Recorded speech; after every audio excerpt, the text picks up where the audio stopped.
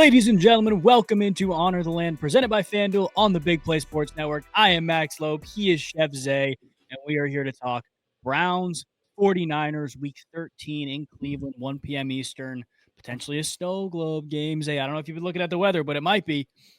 Well, I'm looking at Cameron Justice's page right now, and she just posted 18 minutes ago of what looks like an actual snow globe. Pat, I don't know if you want to go to Cameron Justice's Twitter right now, but my goodness, you talking literally right as you said it. It looks like Jameis Winston should be taking snaps right now.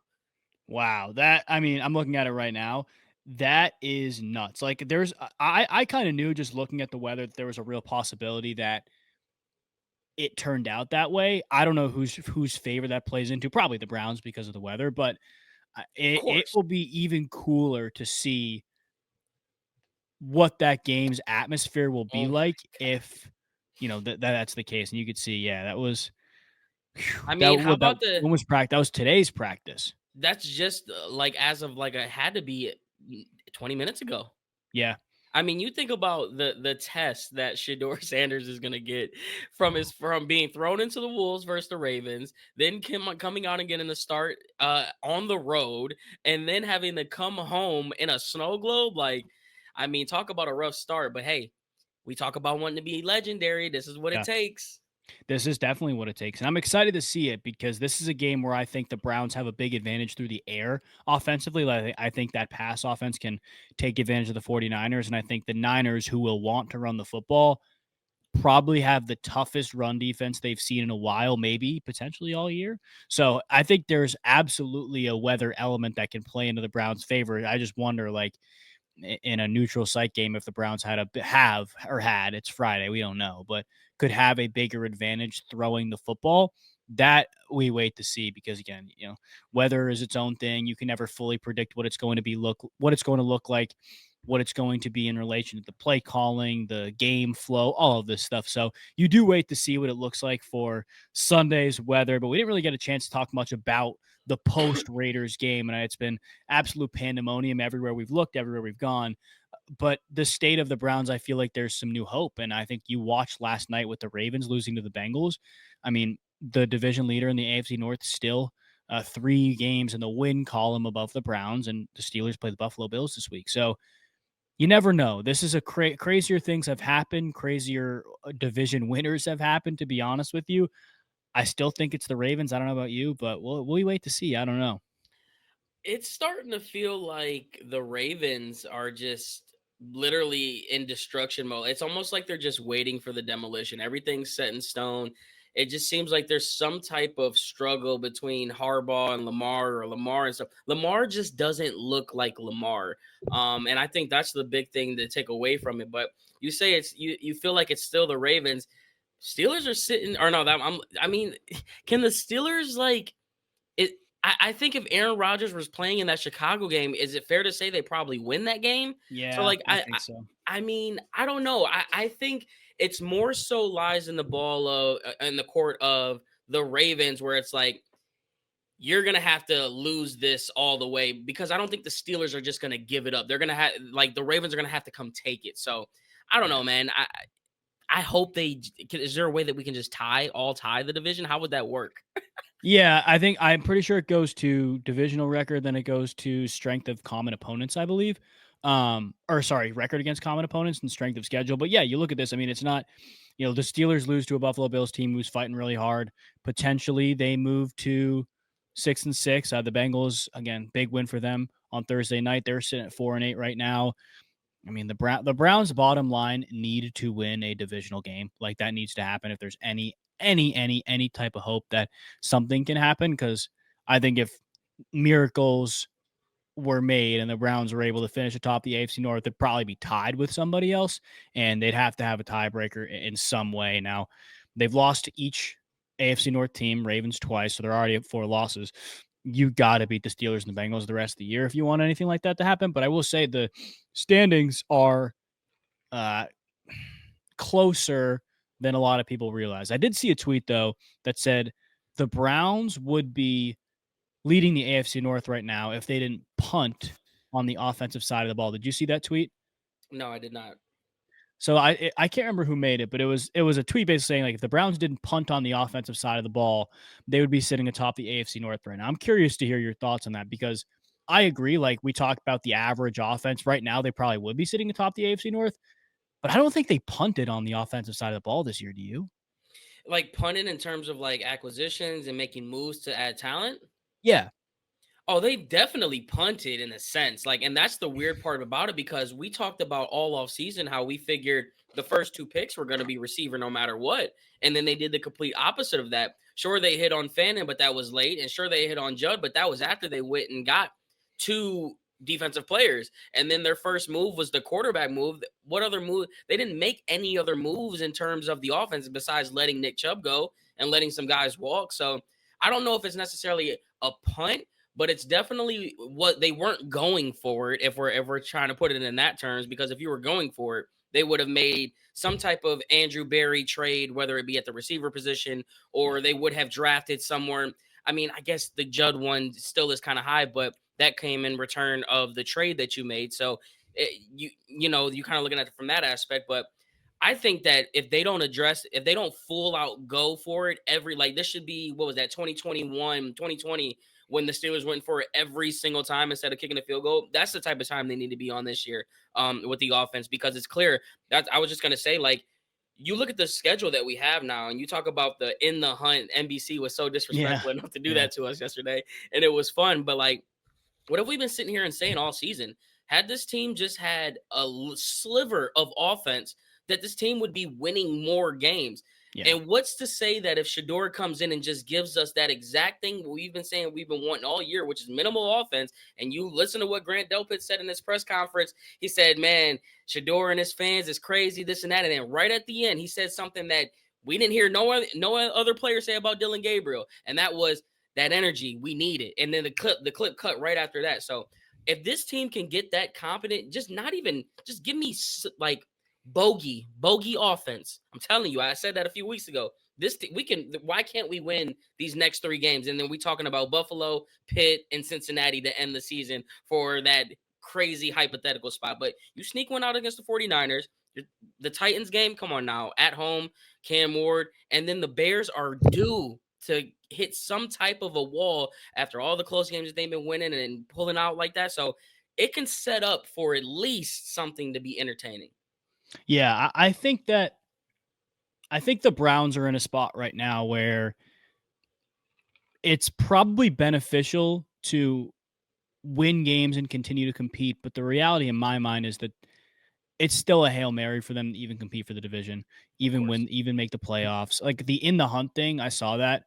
The Browns aren't making the playoffs as a wild card team. Like they have to win the AFC North. And the reality is the AFC North is that bad this year, or worse than it's been, that no team, in my opinion, is probably going to get a wild card spot if they don't win the, AFC North team is going to get a wild card spot. So I think when you look at the Browns team, yes, there's hope, there's excitement, and there should be with the quarterback situation. But I don't know. I'm looking at the Niners game, and I think Browns should win that game.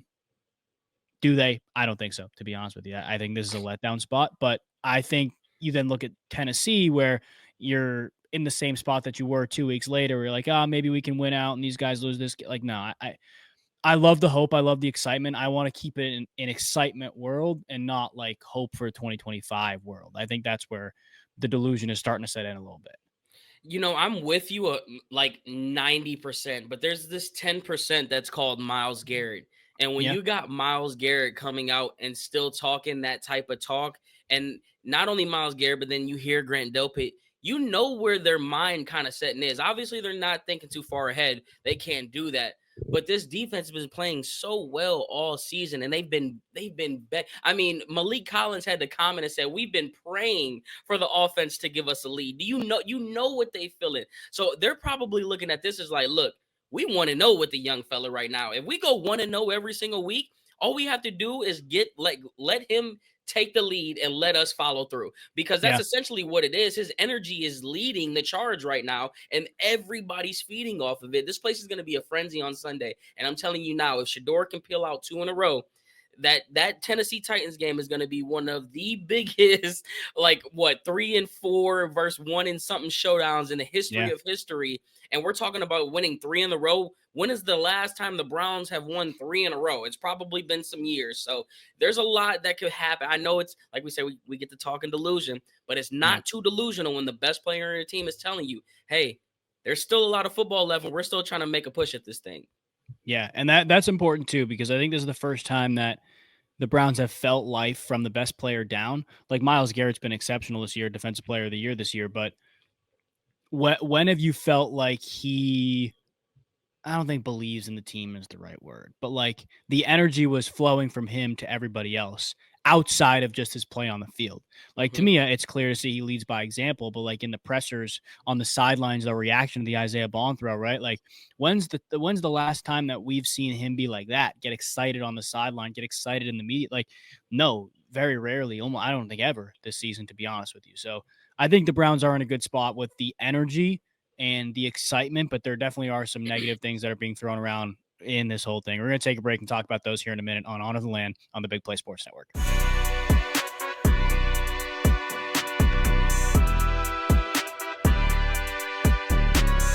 Ladies and gentlemen, welcome back into Honor the Land on the Big Play Sports Network. I am Max Loeb. He is Chef Zay. Zay, I wanted to talk to you about the post-game game ball situation. Look, there's been a lot of speculation, a lot of talk. I saw a tweet from a couple years ago after Nick Chubb hurt his knee against the Steelers. It was like Kevin Stefanski went and drove the game ball to Nick Chubb. All this drama. Are you leaning it? Do you think there's so much? There's something serious in that situation to talk about with how it was handled post-game with everything? I mean, no, but I think there's merit to it in a sense because I do think there's something weird with the whole Shedeur and relationship. I got a DM the other day and I was just scrolling through and I quickly looked at it.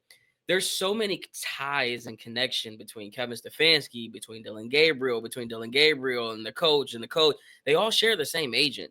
Like, and the coach then from Oregon who made the comments that was like the entertainer comments, and then you hear Dylan Gabriel do it in the thing. It's like there's too many pieces out here on this puzzle board to be like, yeah, none of these pieces don't fit to the puzzle. Like, no, Yeah. there's pieces here that fit.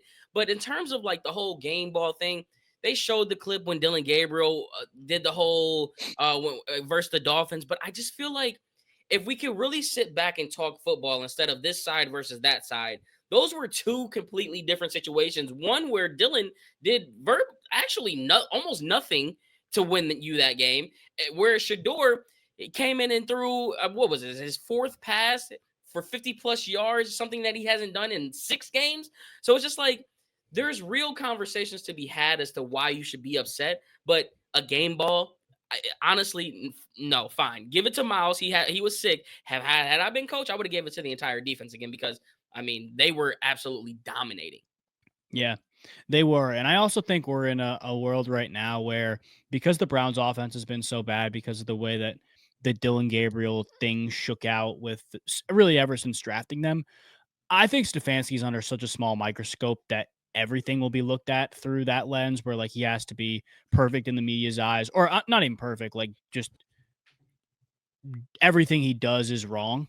Like I talked about it over the summer where it was like you could buy a puppy and people would say he got the wrong breed. Like I still do think that's true. It's true to an extent. And I'm not here to say Stefanski's been excellent this year or he's always right. In fact, I think a lot of what we can see very clearly from the statistics and the numbers will show you that the offense has not been very good. But I do think the microscope is so small with that stuff that we're getting to a point in the media, in Cleveland, just in this whole Shedeur Sanders thing where everything has to be done perfectly. And if it's not, it's going to be blown out of proportion. And I think, again, kind of like you said, blown out of proportion a little bit, but like game ball, I think the microscope is a little too small too. I just think we're all looking for that's the side playing thing. Well, one side wants to be right. Well, oh, he didn't do this for this. It's a whole agenda move. But did you see the athletic rumor tweet that apparently Jimmy is in the process of wanting to clear house Yeah. entirely? What do we Yeah. think I did. about that? Because I thought we were both in the same kind of conversation in the same boat where um, Andrew Berry, we felt like after what he's done this past year would have a little bit longer leash than Kevin Stefanski. I still think he does, to be honest with you. I do Again, too. like this has been such this whole personnel department too. It's not even just Barry, just the whole personnel department this year has done such a great job with the young talent. Like there's very, very few teams, very, very few years, very, very few draft classes that walk into a building and have the potential to transform your entire team. The Browns are doing that slash did that this year. Carson Schlesinger, Mason Graham, Quinshon Judkins, Harold Fannin Jr., Isaiah Bonham playing more snaps, obviously Hmm. undrafted free agent, but playing more snaps. And now Shedeur Sanders, if he continues to start and play well, that is 6 young players, right? That are on your team on rookie contracts for the foreseeable future with Myles Garrett getting paid all this money, with other defensive cornerstones getting paid all this money, Jerry Jeudy getting paid. Guys like that who are on the team for multiple years to come, and now you have young guys not getting paid as much, immediately making an impact. That's how you win Super Bowls. Like that, I don't want to throw that term around lightly here, but like that is how you win Super Bowls. The Eagles last year made the most of their rookie contracts, not just rookies, but guys on those deals, and maximized it, paired it with a big AJ Brown contract, a big Jalen Hurts contract, Saquon's deal, all this stuff. Like that's how you win Super Bowls. And year after year, I haven't seen, at least recently, an entire draft class come in like the Browns and just immediately make an impact every single game. Well, you talk about how you win Super Bowls. You think back to some of the teams that won Super Bowls that weren't Tom Brady and Peyton Manning and those boys. And I mean, Russell Wilson was on a rookie contract Mhm. when he won his Super Bowl. You have a guy who is potentially the $1 billion Powerball in Shedeur Sanders, where Yeah. not only are you paying him $4 million for 4 years, but if you do smack on him, now you have a plethora. Like you talk about all the picks that you lost for Deshaun Watson, you have almost just as much ammunition now as you did before. So Mm. I think you are in a very, very rare situation, especially in terms of what you could potentially have, because there's been no one in terms of like it's been Baker. Johnny was close, but his play was nowhere near the hype. And I think that's it. There hasn't been many quarterbacks to have the type No. of cachet and hype surrounding them that could be like, you know what, this is a franchise elevating guy.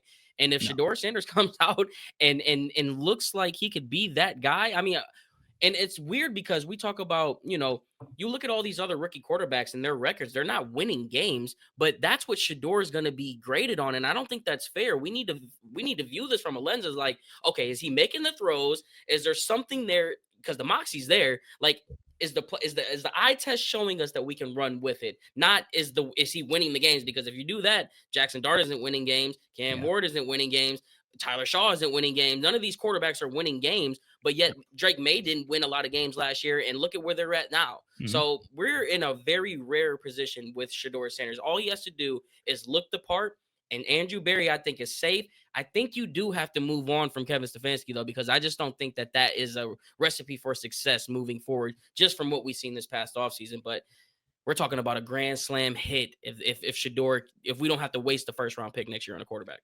I do think Stefanski got a little more favor in the locker room, making Shador the starter right away. I think there was absolutely a real discussion on whether or not that was going to happen, When you making say Shador right the starter away, the day I don't after. want. Well, no, I don't want to cut you off like that. I'm saying right away, like it's been 6 weeks, so it really wasn't right away. It kind Oh, of I'm was saying, like, well, no, no, no. I'm saying oh, after the game. after Like, the I game. think the the principle with drafting Dylan Gabriel, I know he was not good for the Mhm. games that he played, most of the games. He's a third round pick. He's going to play before a fifth round pick. It's not that deep, to be honest with you. I don't like the depth of Here, this guy should be playing blah blah. The whole first team reps thing made me want to pull my hair out. Like Dylan Gabriel was drafted first. Now the leash, we could absolutely talk about that. Like people have their 2 cents on the leash, how long it should be, but like I don't know. I don't want to get too deep into the weeds with he should have played here, A, B, and C. But after Shador start, after the win, after saying when Dylan's healthy, he's our starter the week prior, and then making the switch to Shador after the game, I think he got some favor back in the locker room, to be honest. I agree with that part, but what the one thing that I don't agree with fully, partially, I agree with it because I do understand the basis of it is the well, he was drafted in the third round, then he should get the start first. I do agree with that partially, but if Shador's better, he needs to be playing, and I think that's where we'll never know in terms of like, unless someone comes out and leaks it in the locker room, is like, man, Shedeur looked better than Dylan this entire time. They were Yeah. just doing the due diligence in the process. But like these players on the field know if Shedeur looked better than Dylan Gabriel or not, and that's where it's like whether Shedeur or whether Kevin Stefanski made that move right after the game or not, that's still going to be sitting in their mind like, Yes. man, we've been told this dude, we've been felt this and knew that Shedeur was better than Dylan Gabriel, and that's where there's no coming back from that. Definitely. I do agree with you there that the players in the locker room, the players who are out there every practice know, and that ultimately will make them feel a certain type of way in the locker room. We're going to take a break. We'll be right back on Honor the Land on the Big Play Sports Network.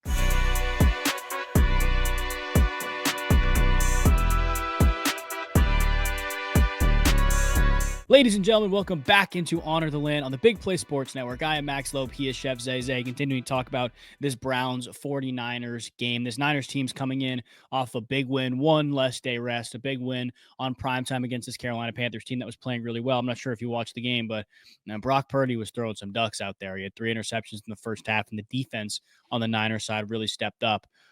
I know you remember the last time the Niners came to Cleveland. I definitely remember the last time the Niners came to Cleveland. It was a weird game where Debo went down, Trent Williams went down, Christian McCaffrey went down, and the Browns found a way to win with PJ Walker at quarterback. Do we see a repeat of that in terms of how it goes with the Browns? I don't know if you remember the David Njoku touchdown that caught the screen pass that got called back. I think it was Njoku's screen pass that got called back. They forced multiple turnovers. Like it was a weird game. How do you see this one going in terms of the physical play on the field? I think I'm in delusional world, and I think that they're gonna have to. This is gonna be one of those games where they're gonna have to remember to check their emotions at the door. It's Mm, okay to be emotional. I have no problem with you being emotional, but that energy once you get up on that field is gonna feel real. Like now you at home. Now everybody chanting 12. It's not Vegas and split like everybody doing it. And now you're talking about the snow. If the snow's coming down, you're gonna be having flashbacks of last year, and you're gonna be having that feel good emotion. Like there's gonna be a lot of emotions swirling Huntington Bank Field. And if you don't harness that and get that in check, you can lose it early with a team like the 49ers, especially with a team like Kyle Shanahan and Salah is got those boys playing defense out of their yeah. mind right now. They're on fire. So it can get slippery on that slope down there. So they got to be careful. But there's a lot of momentum on these shores right now. And I'm telling you Mhm. now, if we like Malik Collins said in that clip, we were praying for our offense to give us a lead. If we can get the lead early, it's going to be a nightmare because of the weather factor. So I'm in Yeah. that delusional state where I think it's one of those games where we won't need a lot of that luck to fall our way. We're just gonna have to come out here and do what we do best and let everybody know what time it is, and that is perfect. So that's how I'm feeling right now. I'm almost ready Yeah. to run through a wall right now. No, I'm with you. I think this has the potential to be I don't know. I was gonna say this has the potential to in terms of excitement, vibes, be better than the snow globe game from last year. I think there's an added element in that last year because it was the Steelers on a short week, prime time. But I really do think with the new hope that's been injected into this fan base that a Browns snow win at home against a really good team in the San Francisco 49ers has the potential to reinvigorate the fan base like that. Because like I don't know if you remember, I can't remember who the Browns played after the Steelers game. It may have been that may Denver. have been the Denver game, yeah. But regardless, like after that game, everybody was way more excited about the Browns. Everybody's way more Mhm. excited about Jameis, not like pushing playoffs, but everybody was way more excited about this team, cared way more about it. And I mean, they lost the game, but that was because of a fun win on a Thursday night snow globe game. Personally, the best game I've ever been to, most enjoyable game. But this is a different type of potential for excitement. This is we're going to win our second straight game at home in the snow against a really good team with our franchise quarterback or potential franchise quarterback potentially blossoming into what we wanted, what we've needed for so long, who's got energy and moxie and is fun to watch. This could be really special. It could be really special, and the snow could just add to it, to be honest with you. I don't know what it is with 49er games, but I think back to a few iconic ones, and obviously was the PJ Walker game last year. But do you know who the quarterback was that won against the 49ers before the Browns went on their dreaded 1-31 stretch? Ooh, no. Was it Johnny Manziel? It was Johnny Manziel. I Yeah. was in attendance for that game. We ended up Oh, winning really? that game. Yeah, we ended up winning that game. So it almost seems like there's some type of history. Like if we lose bad, maybe it's gonna go in that direction. But if we win, hey, maybe there's brighter things to come ahead. But I'm looking at this like this could potentially be you talked about can anything miraculous happen? I'm not maybe looking at miraculous, but what if this is the first game where all three sides of the ball play that complementary? Like It could be. Shedeur comes out and it's just one of those games where it's like this is the 49er teams that we were expecting. It wasn't going to be easy. They weren't going to come lay down. We're over here hyping up like we're just going to run through these guys. No, we should be playing the 49ers team that has Super Bowl aspirations. And it's going to be one of those things where it's like offense did their job, defense is doing their job. Can Schmidt do his job with his leg in the snow? Like this could be that game where it's like, okay, let's see what they really about now. Is it just this half of the ball? Or are we going to get all three facets? And we have yet to see all three facets come together in the Cleveland Browns. So this could potentially be that game. Yeah, I'm trying to think of the last time or the closest thing to it. Probably the Miami game I'm gonna say when yeah, that was probably the closest thing to the complimentary or all three sides, whatever. But I don't know. It's weird to me to look at this game and feel really, really confident because the Browns have won 3 games, but I do. Like, I look at the 49ers personnel defensively, and I will say, like, the Niners, I believe, top 12 in points per game allowed, but top 10 in rush defense, top 12 in red zone defense. Like, that's a good defense that Saleh's put together. They're not great against the pass, but a good holistic defense that Saleh's put together. Yet I still feel like the Browns can run the ball on them, even though they've been good against the run. I look at the offense. I look how Purdy's been playing as of late. Like, Purdy was bad when he was here 2 years ago hmm with better receivers, in my opinion, probably a better offense overall, and he wasn't good. Now he's gonna be on the road and probably a more hostile environment in the snow. Like, way there's no colder. reason I should be looking at the Browns, or we should be looking at the Browns right now as what, 7-point underdogs and being like, I feel confident in this. But realistically, maybe it's the energy, maybe it's the delusion a little bit. I feel confident. I feel confident in the offense's ability to make home run hitting plays now, or at least be more willing to make home run hitting plays, and the defense just to keep this thing close. Like, I think that's the reality. And I mean, if they win this game, it's going to be madness down there. I think a lot of emphasis needs to go on Tommy Reese this week. Like obviously, Kevin Stefanski handed over the duties to Tommy Reese, which is why I say this. He's going to have to put the game script in position for Shedeur to make some plays early. And I think it was last week. I'm pretty sure where it was just like a lot of stuff that just wasn't. It's like, why are we doing 10-yard routes when we should be doing short 3-yard routes and maybe some check Yeah. downs here, like stuff that we saw with Dylan Gabriel? You know what I mean? Like, why aren't we seeing it now in a sense? So I'm really gonna be looking for Tommy Reese to see if we could get some of those. I don't remember if it was after the Ravens game or was it after the Raiders game. Did I say Raiders or Ravens? Ravens, same thing. Either way, after one of those games where Shedeur said he likes to get a little bit more comfortable in doing things that he's like, this should be that game where the first 15 plays are all things that he like Yeah. scripted for him specifically so we can get this thing going. Because if again we get this lead, the defense is gonna have a field day when in that snow with In the Brock Purdy, snow. especially after the performance he put up against the Panthers. Come on now. Yeah, absolutely. We're going to talk a little bit more about the Browns defense against Purdy up next on Honor the Land on the Big Play Sports Network.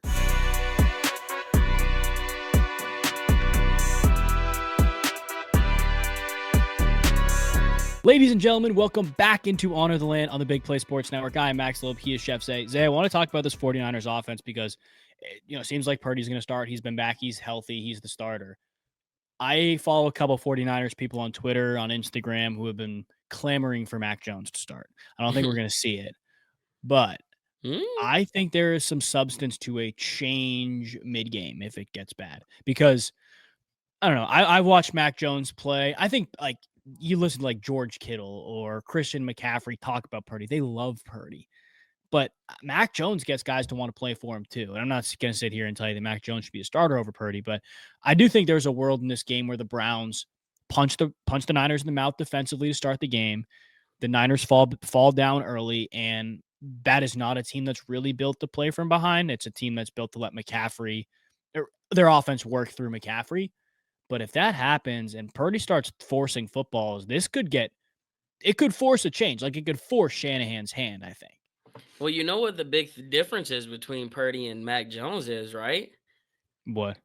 It's the swag, it's the moxie. Yeah. People, like I said, remember a few weeks before Shedeur got the start, and I said people underestimate that energy and what it does. Like when you got a Mhm. guy who got that swag and they can feel you and they see that, like this is the same Mac Jones that hit the gritty in a Pro Bowl. Like Yeah. this is the type of Mac Jones that we talk about, and you winning on top of that, and you throwing for 3 touchdowns. So that means everybody eating. Like that's what, not saying that Brock Purdy didn't do that because he came back off his injury and threw for 4 or whatever touchdowns it was, but like there's a difference between just like, going out there and showing it, and not saying Brock Purdy don't got some of that to him because we've seen him have that flair, but it's different. The sauce is a little bit different. It's that yum yum sauce that's in a bottle versus the yum yum sauce you get at the actual hibachi thing. It's always different. That one at the Mhm. when you sit down is a little bit better than when you get at Yeah. the bottle at home, is all I'm saying.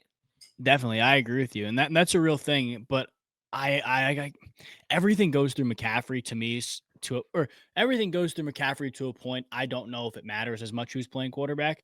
But I want to ask you now, like McCaffrey's been playing his behind off, arguably top 3 offensive player of the year candidate.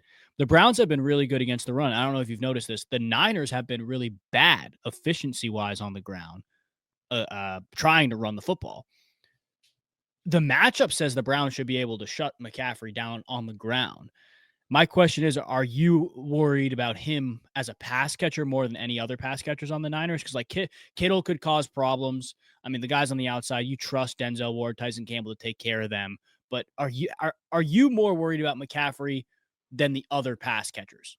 To be Well, honest, you have to be worried about McCaffrey because the one thing that the Browns, it's almost like, I don't want to say it's a gift and a curse, but the Browns have almost been like, I don't want to say almost, but they've been dominating the defensive line and the scrimmage play. So they're always getting that big push, and all it takes is for a little bit of sliver for Christian McCaffrey to just get that space and break through. And by that time, you're talking about already just getting to the second and third level. So I'm gonna be more worried about that just because our defense is gonna be in the backfield, and if you just get a quick dump off, it's over with. But I think I think they're gonna put a big emphasis and make someone else beat you. Don't let Christian McCaffrey beat you because Christian McCaffrey can single-handedly yeah, beat you. So will who single handedly beat you. Exactly, that's what I'm saying. So who's gonna be the other guy to beat you? You're gonna tell me Kendrick Bourne's gonna beat me? Fine. You're gonna tell me Jawan Yeah, Jennings is gonna beat me? Fine. I'll take my chances with Tyson Campbell and Denzel Ward back there, who are playing great secondary football right now. So line it up that way. But Christian McCaffrey, please, he cannot beat us because he almost beat us last year, or what was that, 2 years 2023, ago. because Yeah. of what he was doing on the ground and through the air. So all eyes got to be on 23. I agree, and I think it's a weird angle for McCaffrey because he hasn't seen, I don't think, hasn't seen a defense that will rally to the football like the Browns do. He's played some really good defenses, but if there's one thing I know the Browns do better than anybody else defensively, it's fly to the football. Like Mhm. McCaffrey's great at breaking tackles. He will break first tackles. He will. That's how it's going to go. It's Christian McCaffrey. But some defenses will only have another guy or two trailing to the play. The Browns will have 3 to 4 guys trailing, and they will gang tackle McCaffrey to make sure he's down, even if he picks up an extra yard or two after breaking the first tackle. But that extra yard or two doesn't turn into an extra 9 or 10 yards. To me, this Browns defense has to fly around like they have been because there's no stopping Christian McCaffrey. It's containing Christian McCaffrey. I am not worried about the other pass catchers, though. Like, I think Ricky Pearsall is a really talented player. The connection between him and Purdy's been weird as of late. Jawan Jennings to me is a talented player. Same with Kendrick Bourne, but like I'll take Denzel Ward against any of those guys. Tyson Campbell, I mean, I still think that will be a good matchup. It's going to be snowing. Like they have to be able to run the ball, and I don't think they're going to be able to. I think the Browns run defense is that good, but the Niners have not successfully run the ball all year long. Like McCaffrey's stats aren't inflated, but they're better than they are because of fantasy football. Like that's the reality of it because of the PPR points he gets. That's how good he's been. He gets all these touchdowns, gets in the end zone. He has been arguably better through the air than on the ground though. I mean, we all know what Christian McCaffrey is. If you got him on your fantasy team, you know exactly what he's been doing for you as well. There were a couple injury reports I just wanted to gloss over real quick. Yeah. Alex Wright's out again. Mm. Aiden Huntington's out with a quad. Tight end Brandon Bates is out, and then Jerome Ford is questionable with a hamstring. What do we think's going on? What was the whole process thinking behind Jerome Ford this year? Like it seems Ah, like there was some kind of plan in place, but then like it doesn't seem like there's anything there. Maybe he just hasn't been that good. Or Like, maybe. or everybody else has been better. Like, Yeah. Judkins has been great.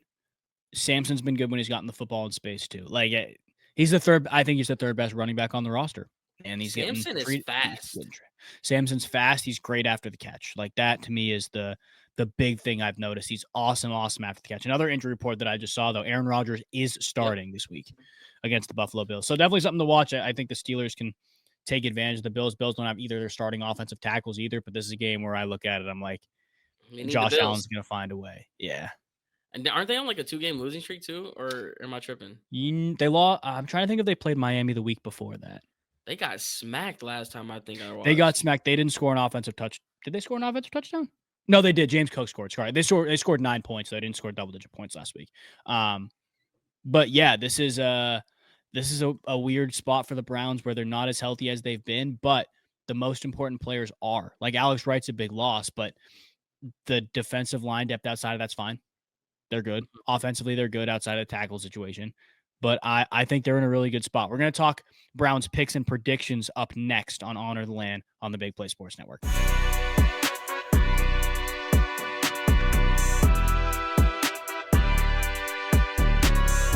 Ladies and gentlemen, welcome back into Honor the Land on the Big Play Sports Network, presented by FanDuel. The NBA season is in full swing, and FanDuel is your home for live betting. So even if you missed the start of the game or want to ride the hot hand, FanDuel has live bets on everything from who will score next to fourth quarter comebacks. Plus, you can even combine your live bets into a same game parlay for a shot at a bigger payout. However you want to play, now is the perfect time to join because FanDuel is giving new customers $300 in bonus bets if your first $5 bet win. So just visit fanduel.com/bigplay to sign up today. Play your game with FanDuel, official sports betting partner of the NBA. Must be 21 plus and present in select states. For Kansas, in affiliation with Kansas Star Casino, or 18 plus and present in DC, Kentucky, or Wyoming. First online real money wager, only $5 first deposit required. Bonus issued as non-withdrawable bonus bets, which expires 7 days after receipt. Restrictions apply. See terms at sportsbook.fanduel.com. Gambling problem? Call 1-800-GAMBLER or visit rg-help.com. Call 1-888-789-7777 or visit ccpg.org/chat in Connecticut or visit mdgamblinghelp.org in Maryland. Hope is here. Visit gamblinghelplinema.org or call 800-327-5050 for 24/7 support in Massachusetts, or call 1-877-8-HOPE-NY or text HOPE-NY in New York. The Browns, like I talked about, are underdogs against the San Francisco 49ers team. We're going to put together our Honor the Lay for the week. I really, really like this spot for the Browns as touchdown underdogs, but I'll take it home with my pick because I got a couple that are in mind. I'll let you guys go with your most confident to start. What the hell has happened to David Njoku? I don't know. Max, like I don't know what's going on with our boy, but how is 10 yards is minus 162? That makes me want to throw up in my mouth. Like, come That's on, man. insane. But you know what I'm really loving, man? I think I'm just gonna die on this hill. Jerry Jeudy at 29.5 receptions or at receiving yards is entirely too low. That's great. When do I need to explain it? It's too low. He makes too much money. He's too good of a player. Everyone is counting him out. The one that I like too, we talked about that Browns defense. Christian McCaffrey has been really struggling. He's got the lower efficiency numbers like you're talking about per carry. His over-under for rushing yards is set at 68.5. I'm actually going to take the under. I'm going with the Browns defense to hold strong. I know we don't have Alex Wright, but we'll be rotating some guys in there. I really like the Christian McCaffrey under 68.5 yards. We've got Christian McCaffrey under 68.5 yards for my leg for Honor the Leg. Yeah. 68.5 rushing yards. I really like that too. Just rushing, not rushing like plus receiving, but just rushing. Yeah, I like that. Zay, you were saying Jerry Jeudy and you got cut out. Yeah, it's disrespectful. I think I said I'm just gonna die on this hill. He's too good of a player. He makes too good money.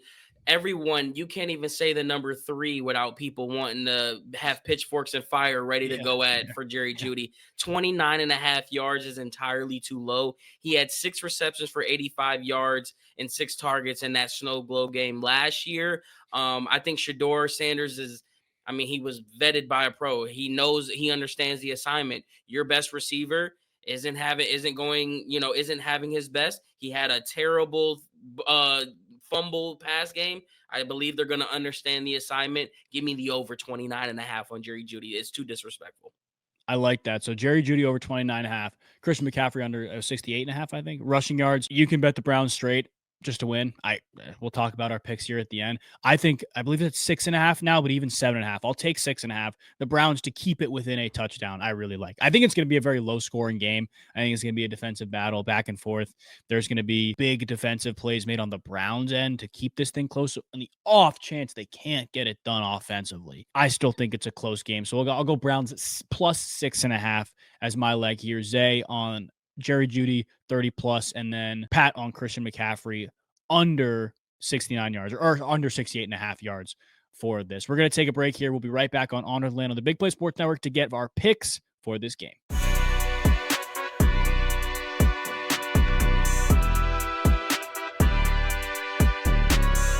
Ladies and gentlemen, welcome back into Honor the Land on the Big Play Sports Network. I'm Maxwell P.S.F. Zay. We're going to wrap up here and give our picks for this game. I've been going back and forth on this. I think it's going to be a close game. I'm going to get some hate for this. I think the snow plays into the Browns' favor a lot less than we think it does.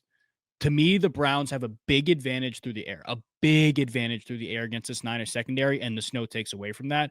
But the Niners are not used to playing in the snow. I think that it is an advantage for the Browns. I don't think it's as big of an advantage as we make it out to be. I think the Browns have an advantage at home, and I really do like them here, Zay. I'll let you go first with your pick, though. Before I get my pick, I wanted to throw one more little, just sprinkle it on there. Yeah. I think plus 650 for Shedeur Sanders anytime touchdown may be something you want to dabble in. I think you get in that red zone, the little bootleg. We know he can get down with his feet. Throw a little something on that plus 650. I think he's going to pick the Browns to win, but Pat said the over-under is 36.5. I think it's going to be a low-scoring game again, like I talked about. I think the Browns win this game. The bottom line is I think the Browns offense struggles a little bit more than we want them to. We are expecting a huge game from Shedeur Sanders. We want a huge game from Shedeur Sanders. We want a huge game from this offense. In the snow against a defense that's playing really hard, it's a big, big ask. I'm going to go 17-13 Browns. I'm going to go 17-13 at home. Big win. Vibes at an all-time high. Browns over Niners. I'm going to go 2017 on the game winner. I think I mentioned it earlier in the show. This could be the first time we see a complimentary football game. I think it may start out rocky, though. I think Schmidt may miss one early, and it's going to come down to his foot at the Myles Garrett strip sack on Brock Purdy. And Schmidt's going to have an opportunity to send us victorious. So give me 2017 Browns, and the over just cashes. There you go. I'm a little bit under. You're a little bit over. This is going to be an awesome game, guys. If you will be in the Muni lot on Sunday morning, I will be leading a walk-up with Perfect Timing playing on a speaker. We're going to meet at A1 in the Muni lot around 11:15. More information on the socials. But Zay, any final words before we sign off? Here we go, Brownies. Here we go. We appreciate you guys watching and listening. We will see you next time.